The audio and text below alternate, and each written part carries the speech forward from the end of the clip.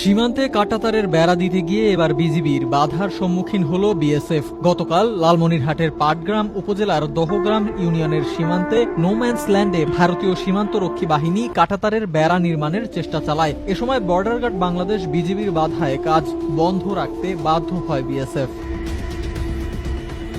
আন্তর্জাতিক সীমান্ত আইন অনুযায়ী শূন্য রেখা থেকে 150 গজের মধ্যে নির্মাণ করা যায় না কোনো স্থাপনা। এ আইন উপেক্ষা করে হারিপাড়া সীমান্তে প্রধান পিলার ডিএএমপি 8 নম্বর পিলারের 23 থেকে 28 নম্বরের শূন্য রেখায় বিএসএফ এর তত্ত্বাবধানে কাঁটাতারের বেড়া নির্মাণের প্রস্তুতি নিচ্ছিলেন ভারতীয় শ্রমিকরা। সে লক্ষ্যে গতকাল রাতে সীমান্তে বিপুল পরিমাণ কাঁটাতারের বেড়া ও নির্মাণ সামগ্রী এনে রাখে বিএসএফ। বিষয়টি নজরে এলে তাতে বাধা দেয় বিজিবি। এ ঘটনায় বিএসএফ কাজ বন্ধ রাখতে বাধ্য হলেও ভারী অস্ত্রশস্ত্র নিয়ে সীমান্তে অবস্থান নেন তারা। এ অবস্থায় সেখানে অতিরিক্ত সদস্য মোতায়েন করেছে বিজিবি। ওপারে ভারতের 6 রানীনগর বিএসএফ ব্যাটালিয়নের সদস্যরা টহল দিচ্ছেন, আর এপারে দহগ্রাম ইউনিয়নের হারিপাড়া সীমান্তে টহল দিচ্ছেন বিজিবি সদস্যরা। এমন অবস্থায় সীমান্তে কিছুটা অস্থিরতা বিরাজ করছে বলে জানা গেছে।